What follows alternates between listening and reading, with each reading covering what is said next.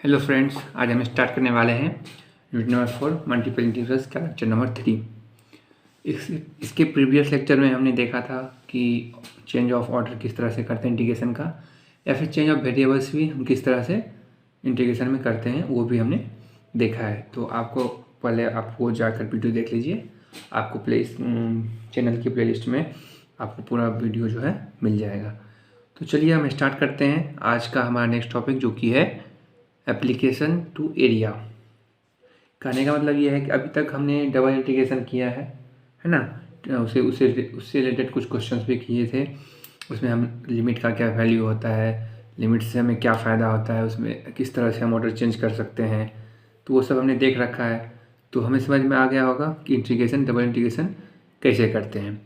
तो आप देखिए, उसके कुछ एप्लीकेशंस हैं डबल इंटीग्रेशंस के। तो उसका हम एप्लीकेशन इन द सेंस की डबल इंटीग्रेशन का यूज हम कहाँ कर सकते हैं, है ना।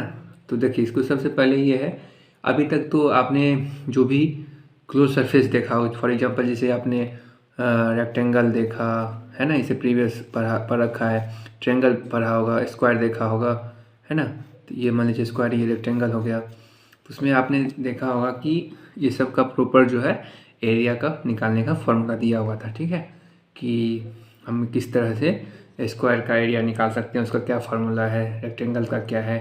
तो वो सब हम लोग पहले से पढ़ते आ रहे हैं। लेकिन अब जो है हमें कोई इरेगुलर सरफेस दिया रहेगा, ठीक है। अब उस इरेगुलर सरफेस का हमें उसका इंटीग्रेशन के थ्रू एरिया फाइंड आउट करना होगा। तो वो हम कैसे करेंगे, चलिए उसको हम देखते हैं। तो सबसे पहले देखिए, यहाँ पे जब आप इंटीग्रेशन कीजिएगा तो उसमें आपको यहाँ पे 3 कंडीशन दिया जाएगा।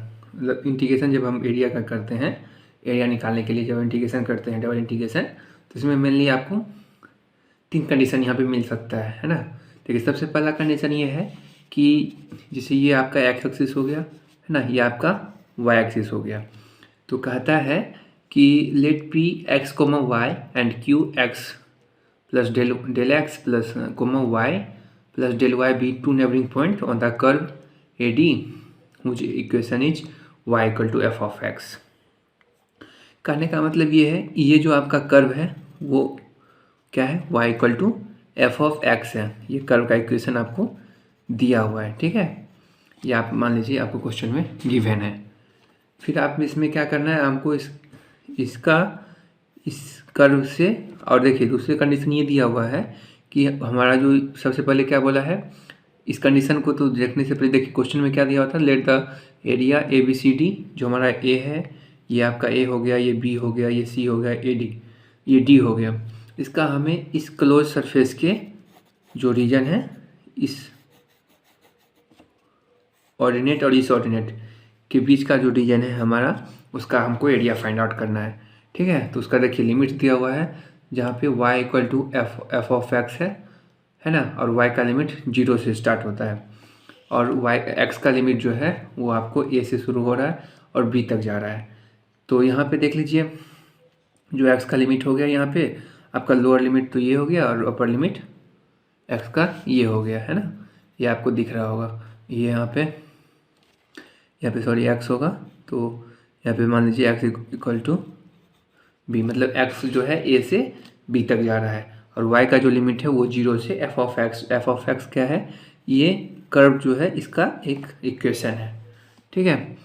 तो चलिए हम इसका जो है हम किस तरह से कंडीशन बनेगा। पहला कंडीशन क्या है कि ये जो आपका इक्वेशन है उसमें लिमिट्स क्या दिए हुए हैं, एक तो इक्वेशन ये हो गया और उसका लिमिट जो है वो 0 से, मतलब कि एक्स एक्सिस से यहाँ पे वाई का जो लिमिट है वो y इक्वल टू 0 से है। y इक्वल टू 0 का मतलब एक्स एक्सिस, ठीक है। तो y का लिमिट कहाँ से, 0 से एफ ऑफ एक्स तक जा रहा है, और x का लिमिट जो है a से b तक जा रहा है, ठीक है। तो यहाँ तक आपको समझ में आ गया होगा। तो देखिए इसमें हम क्या करते हैं, मेनली तो यहाँ पे आपको जैसे ये एक स्ट्रिप ले लिया गया है पी क्यू, और यहाँ पे एम एन, एक स्ट्रिप का हमने यहाँ पे एज्यूम कर लिया है कि ये जो इस पूरा एरिया का हम एक छोटा सा स्ट्रिप लिए हैं, ठीक है। ये आपका वर्टिकल स्ट्रिप हो गया। तो इसमें क्या करना है, इसका हमको एरिया फाइंड आउट कर लेंगे। तो ये आपको इस स्ट्रिप के बीच का जो एरिया होगा वो मान लीजिए ये हमने एक छोटा सा एरिया फाइंड लिया है, जैसे कि डेल वाई इसको लिया है और इसको डेल एक्स लिया है। तो आपको ये दिख रहा होगा, ये आपको रेक्टेंगल शेप में है ना। तो इस रेक्टेंगल शेप का जो एरिया होता है उसका फॉर्मूला हमने पढ़ रखा है, L into B, length into breadth होता है ना। तो जब हम इसका एरिया फाइंड आउट कर लेंगे और इसको हम इसका जो भी लिमिट्स दिया हो उसके कोरस्पॉन्डिंग इसको हम इंटीग्रेट कर देंगे, तो इस पूरे रीजन का हमें क्या एरिया फाइंड आउट मिल जाएगा, है ना। यहाँ से इस पूरे रीजन का हमें एरिया मिल जाएगा, ठीक है। तो देखिए हमारा जो लिमिट्स दिया हुआ था, यहाँ चूँकि हम डबल इंटीग्रेशन कर रहे हैं तो यहाँ पे ऑब्वियस सी बात है दो वेरिएबल्स होंगे। तो यहाँ पे पहले तो यहाँ पे क्वेश्चन में गिवन था कि एक्स का लिमिट जो है ए से बी तक जा रहा है, मतलब एक्स का लोअर लिमिट्स ए हो गया और अपर लिमिट्स बी हो गया, और वाई का जो लोअर लिमिट है वो 0 दिया हुआ था और y equal to F of x है। तो ये भी इस तरह से हम इसका, अब चूँकि यहाँ पे डेल एक्स है और डेल वाई है तो यहाँ पे इसका हम एरिया एल इंटू बी करते हैं, तो इसका एरिया निकाल के हम इसको इसके जो लिमिट्स हैं उसके कोरस्पॉन्डिंग जो भी हमें इंटीग्रेशन करने के बाद वैल्यू आएगा उसको हम एरिया इस पूरे रीजन का फाइंड आउट कर लेंगे लिमिट सही से पुट करने के बाद, ठीक है। पहला कंडीशन तो ये हो गया।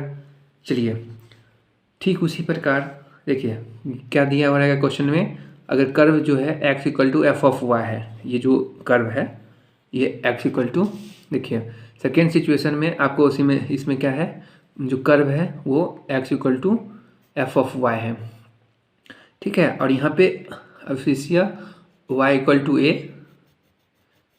टू ए से लेके वाई इक्वल टू बी तक, मीन्स कि वाई एक्सिस अफिसिया जो है आपको वाई इक्वल टू ए से वाई इक्वल टू बी तक जा रहा है, और यहाँ जो एक्स का लिमिट है वो कहाँ से कहाँ तक आपको दिख रहा है, एक्स यहाँ जो आपका है एक्स इक्वल टू 0 से x equal to F of y तक है इसका लिमिट्स, ठीक है, जो कि हमें क्वेश्चन में ऑलरेडी गिवन है। तो हम इसका भी सिमिलरली हम जिस तरह से इसको हम वर्टिकली लिए थे इसको हम हॉरिजॉन्टली ले लिए, और सिमिलरली जो है यहाँ पे डेल एक्स और डेल वाई यहाँ पे लेट कर लिए कि ये जो है एक छोटा सा स्क्वायर है या रेक्टेंगल कर सकते हैं, इसका एरिया होता है लेंथ इंटू ब्रेथ, तो यहाँ पे del x into del y हो जाएगा।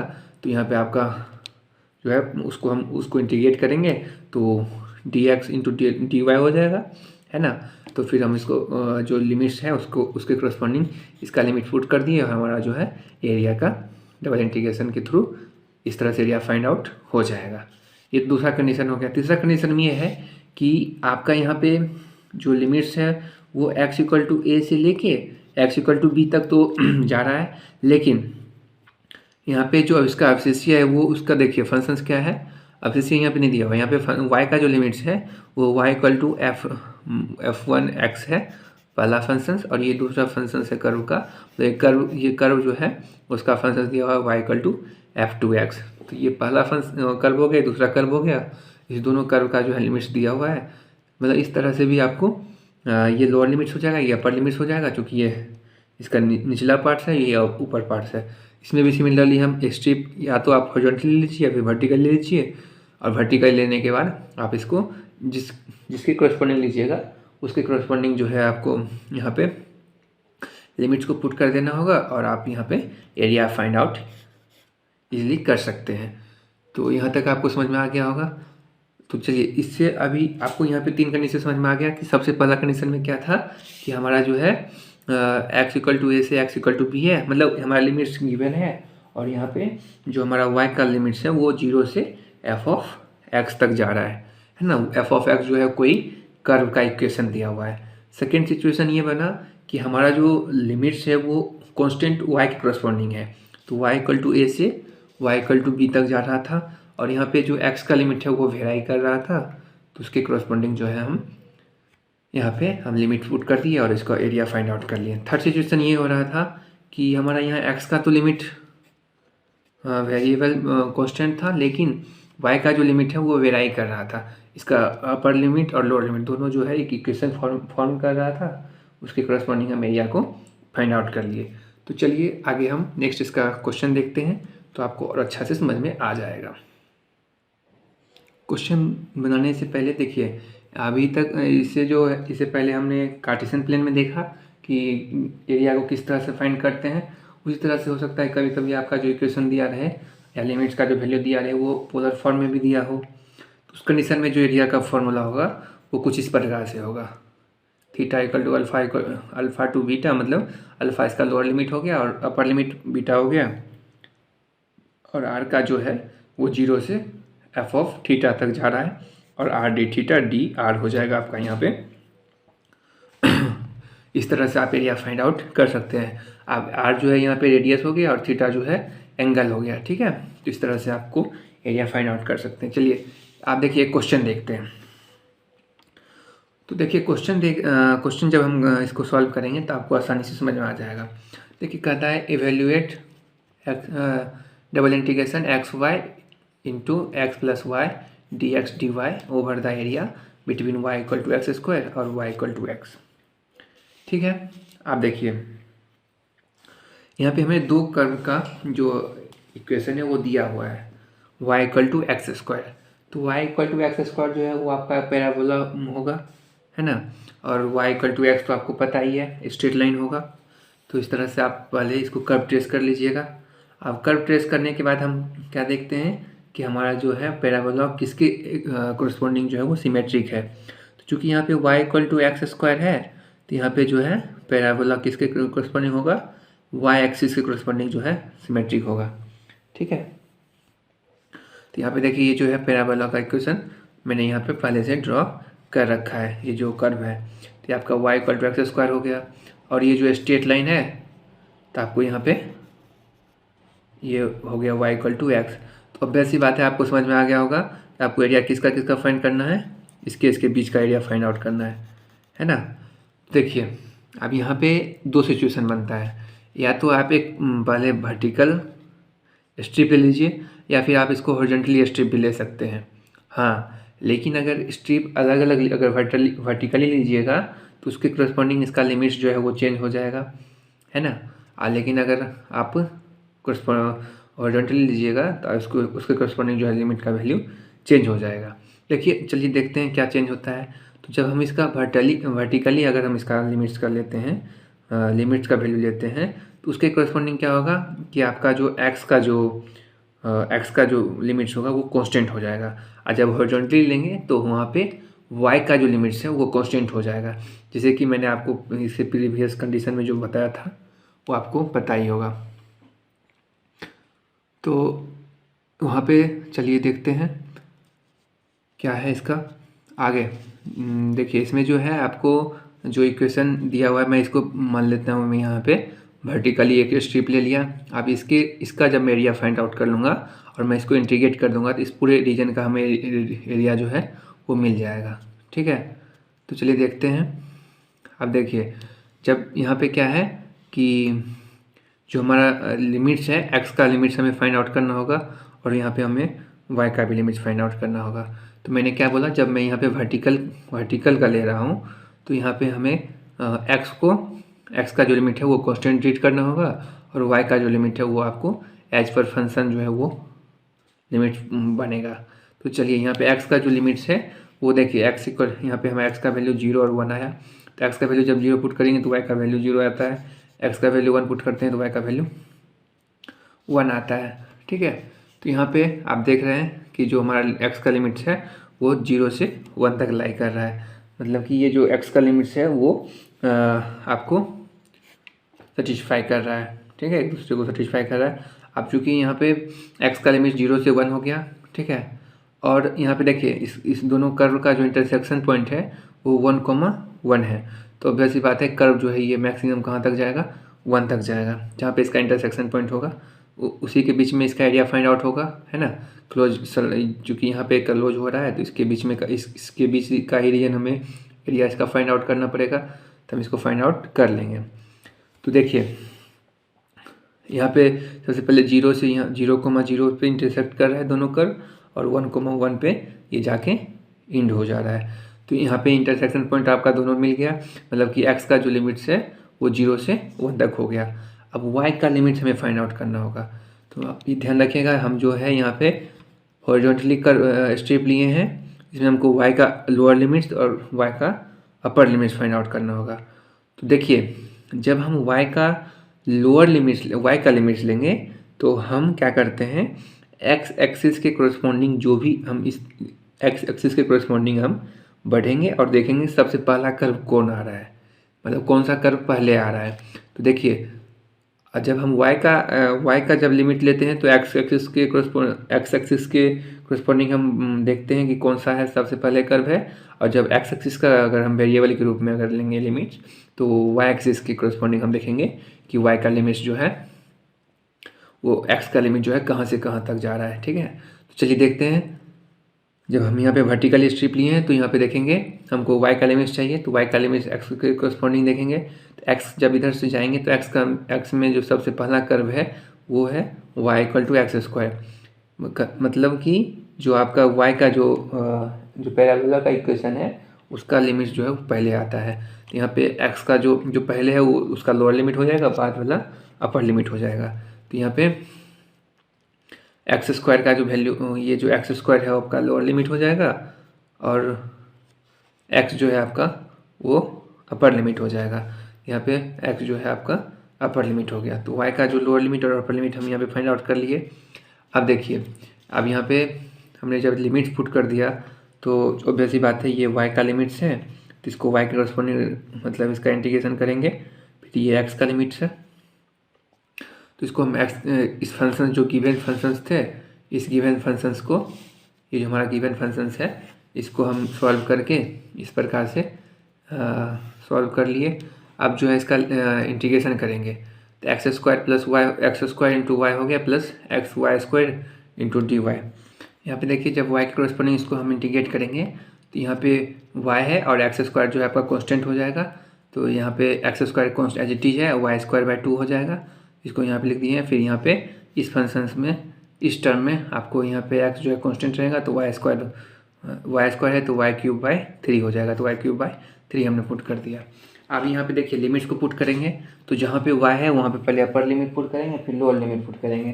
तो अपर लिमिट जब पुट करेंगे तो y की जगह पे x पुट करेंगे तो आपका जो है ये x square into x square हो जाएगा एक्स की power 4/2 plus x into x की पावर 3/3। ठीक है, तो आपको ये हो जाएगा एक्स की पावर 4/2 एक्स की पावर 4/3। ये तो आपका हो गया अपर लिमिट। फिर लोअर लिमिट पुट करेंगे तो ये आपका हो जाएगा एक्स स्क्वायर इंटू एक्स की पावर वाई स्क्वायर था, तो एक्स स्क्वायर को हम वाई की जगह पे पुट करेंगे तो वाई की पावर 4 एक्स की पावर 4 हो जाएगा प्लस वाई अपॉन 2 तो है होगा ही, और फिर प्लस वाई इंटू वाई की पावर 3 है तो यहाँ पे एक्स वाई की जगह पे एक्स स्क्वायर पुट करेंगे तो एक्स की पावर 6 हो जाएगा, है ना, अपॉन 3 हो जाएगा।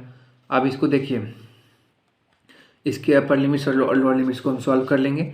यहाँ पे देखिए आपको डायरेक्ट जो है इसको मैंने सीधा बिना एलसीएम लिए ही इसको मैंने इंटीग्रेट कर दिया है ताकि हमें सॉल्व करने में आसानी हो। तो एक्स की पावर यहाँ पे 4/2 था तो एक्स की पावर 5/10 हो गया, एक्स की पावर 5/15 हो गया, माइनस का एक्स की पावर 7/14 हो गया, और यहाँ पे प्लस माइनस माइनस हो जाता है तो एक्स की पावर 8/24 हो गया। अब यहाँ पे एक्स का लिमिट जो है वो 0 से 1 तक है तो हम यहाँ पे अपर लिमिट पुट करेंगे तो ये आपका 1/10 हो जाएगा, ये 1/15 हो जाएगा, माइनस का 1/14 हो जाएगा और माइनस का 1/28 हो जाएगा, और माइनस का यहाँ पे लोअर लिमिट पुट करेंगे तो 0 हो जाएगा। सभी इक्वेशन तो 0 ही हो गया। आप देखिए यहाँ पे इसको सॉल्व करेंगे तो कुछ इस प्रकार से सॉल्व करने के बाद एलसीएम लेने के बाद आएगा और फाइनल आंसर जो है आपको 1/28 यहाँ पे इसका एरिया आ जाएगा, स्क्वायर है ना, स्क्वायर यूनिट आ जाएगा। ये आपका इस पूरे रीजन का जो है इस रीजन का आपको एरिया आ गया। देखिए जब हम एरिया फाइंड आउट करते हैं इसमें सबसे पहले हमको ध्यान देना होगा कि इसका हम एलसीएम से पहले हम उसको लिमिट्स देखना पड़ेगा। लिमिट्स अगर हम सही से पुट कर दिए तो हमारा जो है क्वेश्चन आसानी से सॉल्व हो जाएगा और आपके एग्ज़ाम में एक्सटर्नल एग्ज़ाम में आपको इससे रिलेटेड एक ना एक क्वेश्चन आता ही आता है। तो सो आप इसको ध्यानपूर्वक देखिए लिमिट किस तरह से पुट करते हैं। जब हम इसके फिर से मैं बता दे रहा हूँ, जब इसका हम वर्टिकल हम इसका स्टेप लेते हैं उसमें अगर जैसे हमको यहाँ पे फिर क्या करना होगा, एक्स का जो लिमिट्स है अगर वर्टिकल लेंगे तो हमें एक्स का लिमिट्स जो है वो आपको कांस्टेंट लेके चलना होगा, और जब हॉरिजॉन्टली लेंगे तो हमें वाई का लिमिट जो है कांस्टेंट लेके चलना होगा। ठीक है, और अगर हम जब इसमें दो फंक्शन दिए रहेंगे उसमें हमको क्या करना है, जैसे हमको वाई का लिमिट चाहिए, एक्स का लिमिट तो आपको कांस्टेंट मिल जाएगा, वाई का लिमिट चाहिए तो हमें एक्स एक्सिस से देखना होगा इसके इससे बढ़ेंगे तो हमें कौन सा कर्व पहले आ रहा है। तो हमारा पहला कर्व जो है y=x² आ रहा था, तो ये आपका लोअर लिमिट हो गया, और ये y=x जो है वो आपका अपर लिमिट हो गया। ठीक है, ये आपका वर्टिकली केस में है। हॉरिजॉन्टली केस में आपका यहाँ पे वही जो है लिमिट्स का जो वैल्यू है वो चेंज हो जाता है। फिर उस कंडीशन में y को कांस्टेंट हो जाता है और x का लिमिट जो है हम इसको y एक्सिस के कोरस्पॉन्डिंग लेते हैं। तो आपको यहाँ तक समझ में आ गया होगा। चलिए नेक्स्ट एक और क्वेश्चन देखते हैं, फिर आपको और अच्छा से समझ में आ जाएगा।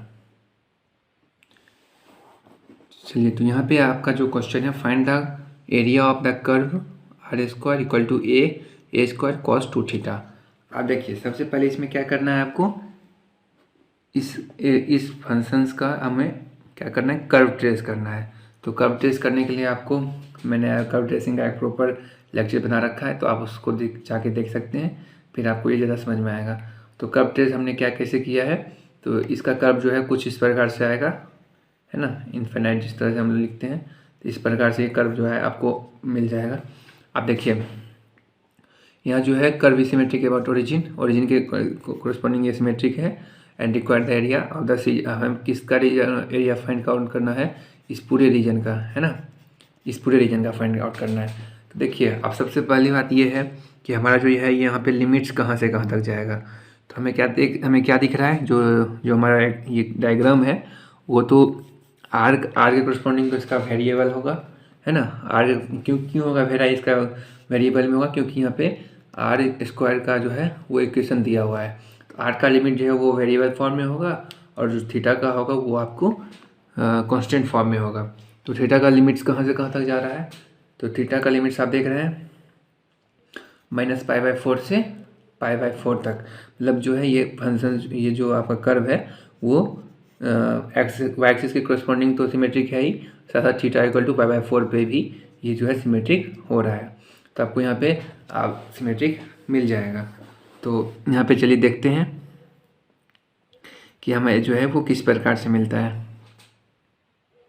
और दूसरी बात, यहाँ पे जो r का जो लिमिट्स है वो आपको r = a √cos 2θ पहला लिमिट हो जाएगा। दूसरा लिमिट जो है यहाँ पे देखिए, जो सिमेट्रिक है वो ओरिजिन से पास कर रहा है, दैट मीन्स वो थीटा का वैल्यू जो है आपको π/4 ही होगा, क्योंकि यहाँ पे ये r थीटा = π/4 पे ही जो है ये इक्वेशन r = 0 पे सेटिस्फाई हो जाएगा। तो ये इस तरह से आप समझ सकते हैं। तो यहाँ पे जो है आपको थीटा का वैल्यू निकल गया, है ना। तो चलिए हम लिमिट्स इसका फाइंड आउट करते हैं। अब लिमिट फाइंड आउट करने के बाद फिर हम इसका एरिया फाइंड आउट करेंगे। आप देखिए, पहली बात कि अगर हम इस कर्व को देखें तो इस कर्व में क्या लिखा हुआ है कि अगर इसको ये एक पोर्शन ले लें, ये जो आपका कर्व है ये एक पोर्शन हो गया, ये आपका दूसरा पोर्शन हो गया। अगर इस पोर्शन को हम इस एक पोर्शन का हम एरिया ले लें और इसको हम 2 से मल्टीप्लाई कर दें, इस पूरे रीजन का हमें एरिया फाइंड आउट निकल जाएगा, एरिया फाइंड आउट हो जाएगा। तो चलिए देखते हैं। यहाँ पे देखिए, जो थीटा है वो -π/4 से π/4 तक जा रहा है। तो यहाँ पे देखिए वही है, मैंने 2 × इंटीग्रेशन ऑफ -π/4 से π/4 लिख रखा है। और फिर उसके बाद आर का जो लिमिट्स है वो 0 से, चूँकि यहाँ पे इसका अपर लिमिट्स जो है वो होगा a cos 2θ। अब इसका लोअर लिमिट 0 हो जाएगा और अपर लिमिट जो है, चूँकि ओरिजिन पे ये जो है इंटरसेक्ट कर रहा है कर्व, तो यहाँ पे आर का जो लोअर लिमिट्स है वो 0 हो जाएगा। r × r dθ dr। अब जो यहाँ पे ये जो है आपको मैंने पोलर फॉर्म में जब एरिया का फॉर्मूला बता रहा था तो आपको यही बताया था। तो ये इस प्रकार से हो जाएगा। तो अब यहाँ पे जब हम इसके आर के कोरस्पॉन्डिंग इसको हम जब इंटीग्रेट करेंगे तो r² 2 हो जाएगा। अब इसका जो आर का लिमिट्स है वो पुट कर देंगे, तो ये हो जाएगा a cos 2θ a × √cos 2θ upon, फिर इसका लोअर लिमिट 0 हो जाएगा। अब देखिए, आर का जब अपर लिमिट्स पुट करेंगे तो यहाँ पे अपर लिमिट्स पुट करने के बाद a² और रूट अंडर है तो cos 2θ हो जाएगा, और ये 2 जो है यहाँ पे बाहर निकल गया, तो ये जो है कॉमन आ गया, तो ये से 2 कट गया, ठीक है। अब यहाँ पे a² cos 2θ हो जाएगा × dθ हो जाएगा। अब देखिए, यहाँ जो लिमिट्स है वो -π/4 से π/4 हो गया। तो आपको पता होगा कि जब लिमिट्स जो है -sa होता है और f(x) जो है वो dx होगा। इस कंडीशन में क्या होता है, 2 × integration of 0 to a F of x D x. ये किस कंडीशन में होता है? जब एफ ऑफ एक्स का जो है वो इवन फंक्शन हो। तो यहाँ पे आप देख सकते हैं कि cos 2 थीटा जो आपका इवन फंक्शन है, तो आप इस तरह से कर देख सकते हैं। यहाँ पे देखिए वही है, ए स्क्वायर हमने निकाल लिया है कॉमन, और यहाँ पे 0 से π/4 हो गया, और यहाँ पे 2a² हो गया cos 2 थीटा इंटू डी, यहाँ पे डी थीटा। आप डी थीटा के रिस्पेक्ट में इसको इंटीग्रेट कर देंगे, तो यहाँ पे 2a² तो पहले से कॉमन था, और cos 2 थीटा का इंटीग्रेशन होता है sin 2 थीटा, और 2 थीटा को जब हम इंटीग्रेट करते हैं तो अपॉन 2 हो जाएगा, तो 2 यहाँ पे कॉमन आ गया। अब थीटा का वैल्यू यहाँ पे जो भी है लिमिट्स में पुट कर देंगे, तो यहाँ पे थीटा का वैल्यू पहले π/4 हो जाएगा, तो π/4 यहाँ पे इसको 2 थीटा है, तो यहाँ पे होगा sin π/2 माइनस का sin 0। अब sin π/2 का वैल्यू 1 होता है और sin 0 का वैल्यू 0 होता है, तो यहाँ पे a² इंटू साइन π/2 का वैल्यू 1 हो जाएगा, तो फाइनल आंसर जो है आपका a² आएगा। तो इस पूरे रीजन्स का जो है आपको एरिया फाइंड आउट हो जाएगा। इसमें देखिए सबसे पहले आपको कर्व ट्रेसिंग आना चाहिए, तब आप जो है लिमिट्स को आसानी से फाइंड आउट कर सकते हैं। तो इस कर्व को आपको जो भी कर्व था इसका हम एरिया फाइंड आउट कर लिए। तो आज के लेक्चर में बस इतना ही, मिलते हैं जल्दी नेक्स्ट लेक्चर में। Thank you so much.